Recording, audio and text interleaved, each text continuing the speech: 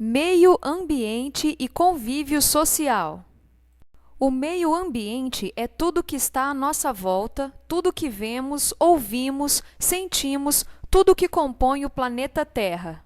A atmosfera, água dos rios, mares, lagos e a chuva, o solo e o subsolo, as montanhas, vales, campos e florestas. As cidades e suas construções, os micro-organismos, os vegetais, animais, incluindo o homem. A expansão urbana intensifica o tráfego rodoviário e reforça o crescimento dos níveis de poluição. Em grandes cidades, as normas de qualidade do ar são correntemente desrespeitadas, os engarrafamentos são gigantescos e os acidentes frequentes. As áreas mais atingidas pela poluição atmosférica são as zonas centrais, devido à concentração dos serviços e, por isso, à grande intensidade de trânsito automóvel, e as zonas industriais, em grande parte localizada na periferia urbana. Todos têm direito ao meio ambiente ecologicamente equilibrado, bem de uso comum e essencial à sadia qualidade de vida das pessoas. Impõe-se ao poder público e à coletividade o dever de preservá-lo e defendê-lo para a presente e futuras gerações. Poluição. Poluição é qualquer alteração das características de um ambiente, seja ele natural, aqueles que são formados sem intervenção humana, como rios, praias, florestas, ou artificial, que são aquelas formadas com intervenção humana, tais como praças, hortas, cidades, prejudicando-o ou tornando-o impróprio às formas de vida que ele abriga. Os veículos e a poluição. Os veículos automotores são os maiores responsáveis pela poluição atmosférica e destruição da camada de ozônio. Toda vez que a ignição é acionada, queima-se combustível e aí são liberados gases, como monóxido de carbono, óxido de enxofre e partículas, fumaça preta, que poluem e modificam o meio ambiente.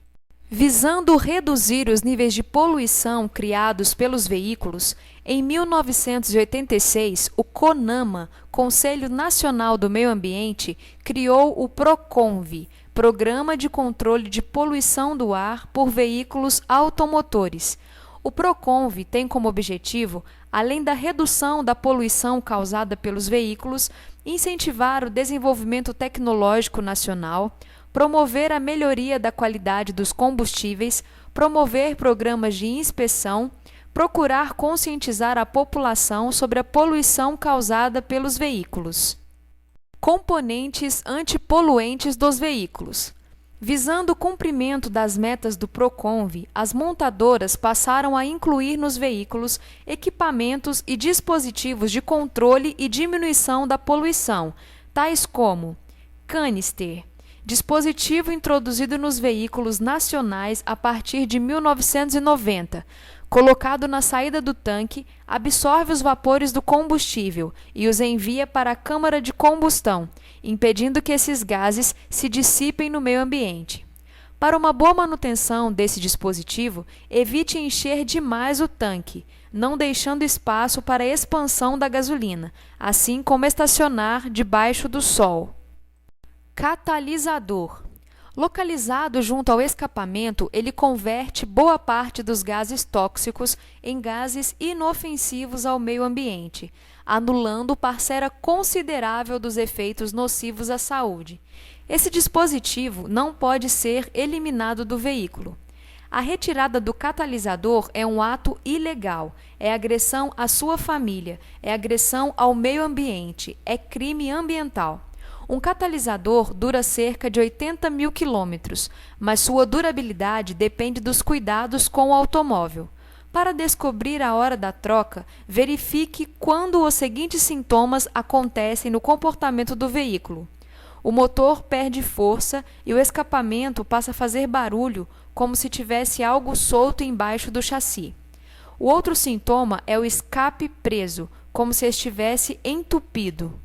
Sonda lambda. Conhecida como sensor de oxigênio, é componente do sistema de injeção eletrônica. Fica posicionada junto ao escapamento. Ela mede a concentração de oxigênio nos gases de descarga e transmite a qualidade desses para a injeção eletrônica, que controla a dosagem de ar combustível, proporcionando a mistura ideal. Injeção eletrônica. Reduz o consumo de combustível e a emissão de poluentes. É uma das grandes inovações tecnológicas da década de 90. A injeção eletrônica veio para substituir o velho carburador e agregar mais eficiência ao sistema de alimentação. Biocombustíveis. São alternativas de combustível menos poluentes, de fontes renováveis, que têm gerado grande interesse de pesquisas aprofundadas em diversos países. No Brasil, o álcool pode ser obtido através da cana-de-açúcar, mandioca, batata doce, beterraba, eucalipto e o milho. É adicionado à gasolina, contribuindo para a diminuição da poluição do ar. Durante a produção do álcool é gerado a vinhaça ou vinhoto, que é altamente tóxico e atualmente é reciclado para a obtenção de adubos e outros produtos. Poluição do ar. Os gases ou poeira emitidos com a queima do carvão, combustível ou gás natural pelos automóveis e/ou indústrias são jogados na atmosfera e alteram a sua composição química, causando danos ao meio ambiente e a todos que nele vivem. Os principais gases poluentes emitidos por automóveis e indústrias são dióxido de enxofre, formado pela queima de combustíveis que contêm enxofre, como óleo diesel, óleos industriais e o carvão. É o principal componente da chuva ácida e pode provocar problemas respiratórios. Hidrocarbonetos são liberados no ar pela evaporação de combustíveis, presença da luz solar e, combinados com os óxidos de nitrogênio, provocam a formação de gases, cujo principal componente é o ozônio. Em grandes concentrações, podem causar desde irritação dos olhos e do nariz até edema pulmonar. Óxidos de nitrogênio. Originam-se no processo de combustão e são emitidos principalmente por veículos. Eles compõem a chuva ácida em forma de ácido nítrico e provocam irritação da pele, do nariz e do aparelho respiratório. Monóxido de carbono. Gás incolor sem cheiro ou gosto, resultante da queima incompleta de combustíveis, principalmente dos veículos. Aspirar monóxido de carbono prejudica a oxigenação do sangue, provoca desconforto, náuseas, dor de cabeça e tontura. Pode alterar as funções motoras e causar problemas cardiovasculares. Por isso, a importância da ventilação em túneis, garagens e locais fechados onde haja veículos com motor ligado. Dióxido de carbono, gás carbônico, produzido pela combustão de produto orgânico, combustível. Este gás não é tóxico, mas seu excesso na atmosfera provoca o efeito estufa. Aldeídos, gás eliminado por veículos movidos a álcool. É prejudicial para o aparelho respiratório, causa tosse, bronquite, asma, dentre outras doenças. CFC, clorofluorcarbono. Gás utilizado em ar-condicionado de veículos mais antigos, também utilizado como propelente em vários tipos de spray, chips de computadores e solventes usados pela indústria eletrônica. Em caso de vazamento, evapora e entra em contato com a camada de ozônio, causando sua destruição, porque provoca buracos na camada de ozônio. Com uma vida útil de 75 anos, o CFC combina-se com o oxigênio, forma o gás cloro e destrói as moléculas de ozônio presentes na atmosfera. O Protocolo de Montreal, ratificado pela ONU, determinou o fim da produção de CFC até 2010. Nos carros atuais, utiliza-se no ar-condicionado o HFC, hidrofluorcarbono, que não destrói a camada de ozônio. Material particulado. É a conhecida fumaça preta liberada no ar por veículos movidos a óleo diesel, como ônibus e caminhões. A fumaça preta é formada pela fuligem que reúne diversas substâncias tóxicas, causadoras de doenças como alergias, asma e bronquite crônica. Chuva ácida.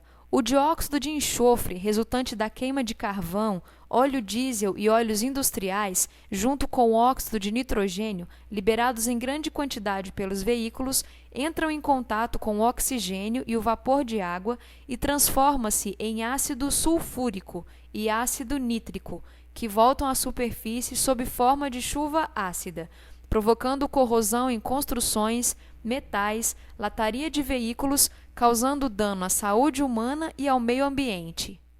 Efeito estufa.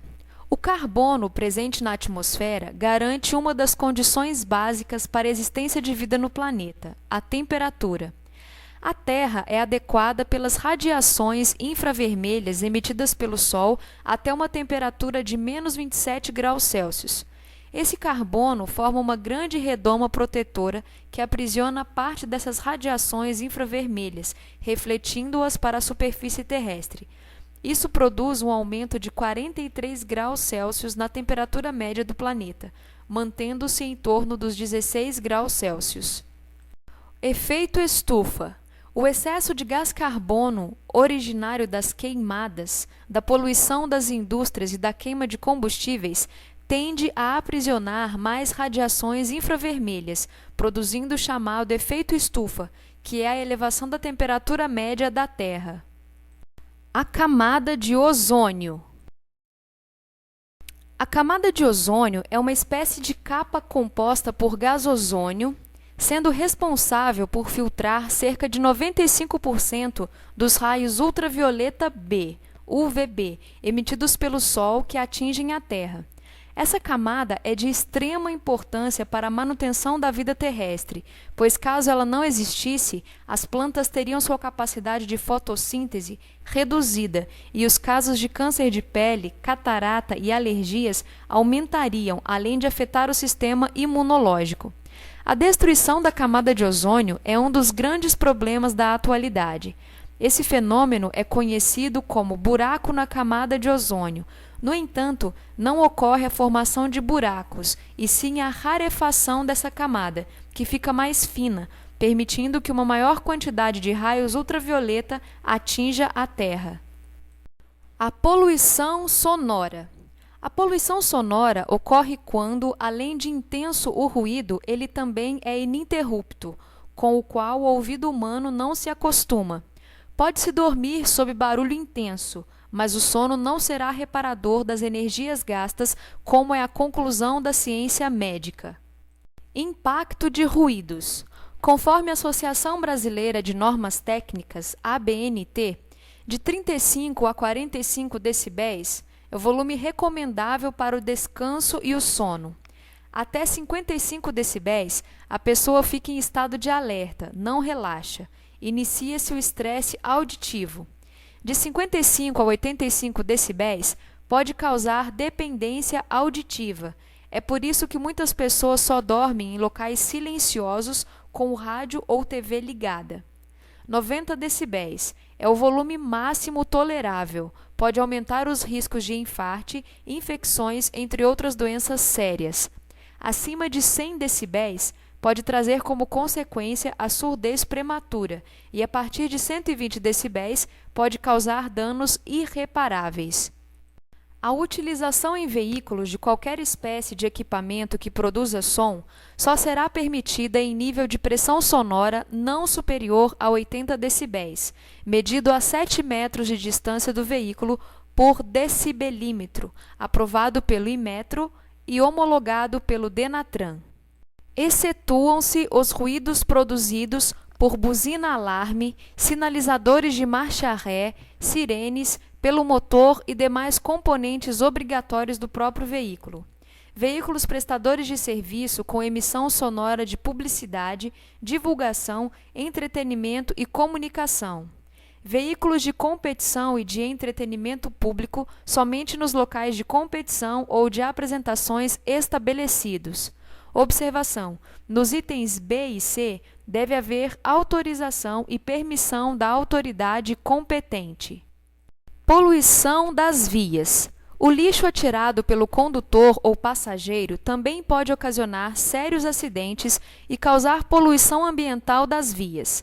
Latas, papéis, garrafas de vidro ou plástico, cigarros, restos de alimentos e demais coisas são atiradas diariamente nas margens das vias por motoristas e acompanhantes, gerando assim poluição ambiental das vias e podendo causar acidentes como queimadas.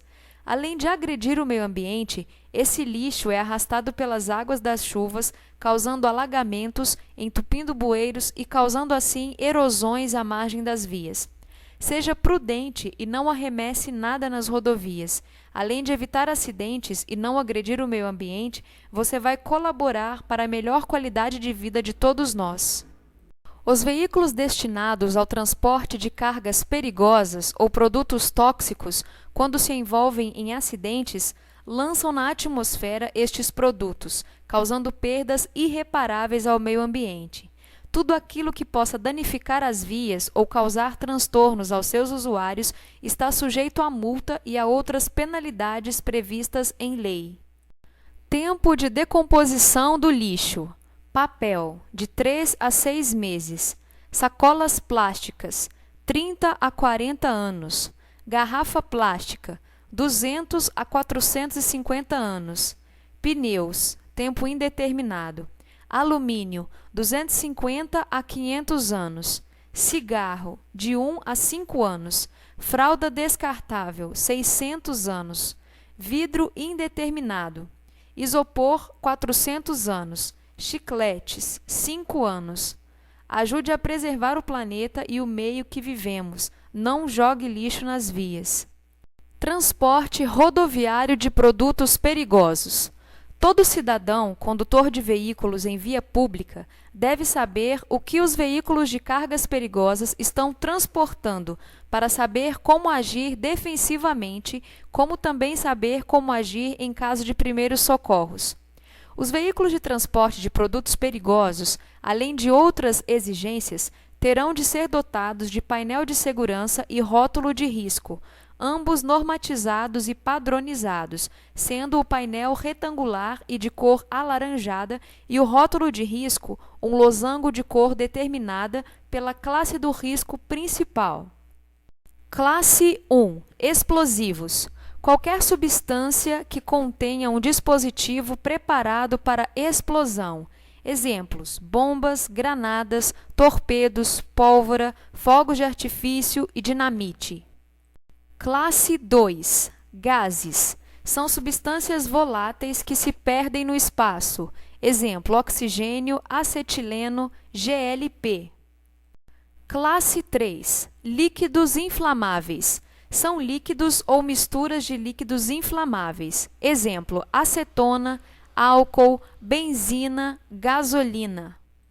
Classe 4. Sólidos inflamáveis. São substâncias explosivas que, sob as condições de transporte, tornam-se combustível, como alumínio em pó, fósforo branco, naftalina ou ainda substâncias que, aquecidas em contato com o ar, podem pegar fogo, como carvão vegetal e mineral, zinco, sulfato de fósforo. Classe 5. Substâncias oxidantes. São substâncias que liberam oxigênio, estimulam a combustão, podendo provocar incêndio em outro material. Exemplo: água oxigenada, bromato de potássio, peróxidos, nitrato de amônia, nitrato de sódio. Classe 6. Substâncias tóxicas e infectantes. São substâncias venenosas, tóxicas, que liberam gás ou vapor venenoso, tais como sulfato de antimônio, cianureto, fenol e também substâncias infectantes, que são aquelas que contêm micro-organismos infecciosos, como lixo hospitalar. Classe 7. Substâncias radioativas. Emitem radiação que podem causar queimaduras e alterações das células. Exemplo: urânio, tório, césio, cobalto. Substâncias radioativas são aquelas que irradiam. Classe 8. Substâncias corrosivas. Substâncias que podem causar danos, queimaduras, sem em contato com a pele. Exemplo, ácidos em geral e soda cáustica. Classe 9. Substâncias perigosas diversas. Fazem parte desta categoria as demais substâncias perigosas pelas suas características específicas, que não se enquadram nas demais classes. Exemplos: anestésicos, magnetizantes, a alta temperatura, a baixa temperatura, exalando forte odor, sujeitos a choque elétrico. Transporte rodoviário de produtos perigosos. Documentos de porte obrigatório. Condutor: possuir as categorias B, C, D ou E, ser maior de 21 anos e ter concluído o curso denominado MOP, Movimentação de Produtos Especiais. Veículo: CRLV e certificado de capacitação pelo Inmetro. Carga: nota fiscal com ficha de emergência e envelope especial para transporte da documentação. Classes de produtos perigosos. Painel: risco principal, explosivo. Demais riscos, explosivo. Rótulo, cor padrão. Laranja. Gás: libera gás. Conjugado, risco secundário. Líquido inflamável, inflamável, vermelho. Sólido inflamável, fundido, vermelho e branco. Oxidante, oxidante, amarelo. Tóxico, tóxico, branco. Radioativo, radioativo, amarelo e branco. Corrosivo, corrosivo, preto e branco. Diverso, perigo de reação violenta, branco, preto e branco. Órgãos responsáveis pelo controle ambiental. IBAMA, Instituto Brasileiro do Meio Ambiente e dos Recursos Naturais Renováveis. CONAMA, Conselho Nacional do Meio Ambiente. CISNAMA, Sistema Nacional do Meio Ambiente. FEAM, Fundação Estadual do Meio Ambiente. PROCONVE, Programa de Controle de Poluição do Ar por Veículos Automotores. DETRAN, Departamento de Trânsito. DER, Departamento de Estradas de Rodagem. SMMA, Secretaria Municipal de Meio Ambiente. PROMOTE, Programa de Controle da Poluição do Ar por Motocicletas e Veículos Similares. Ministério do Meio Ambiente, dos Recursos Hídricos e da Amazônia Legal. Convívio social. Cidadania é o conjunto de direitos e deveres que regem a vida e o modo de atuação de um cidadão na sociedade. É através da cidadania que o cidadão pode exercer seu papel fundamental no desenvolvimento da sociedade, lutando por melhores garantias, tanto individual quanto coletivas, e por direitos essenciais como o direito à vida, à liberdade, à propriedade, à igualdade e a todos os valores civis, políticos e sociais que equilibram a vida em sociedade. O indivíduo, o grupo e a sociedade. Cada cidadão é um indivíduo único, com características físicas, biológicas e comportamentais individuais. Contudo, cada indivíduo faz parte de um grupo social, ou vários, nos quais interage com outros, como a escola, família, trabalho, política, bairro, trânsito, entre outros, que juntos formam a sociedade. A sociedade é o conjunto maior, onde se encontram inseridos os grupos e esferas sociais onde o indivíduo tem maior relacionamento com outros.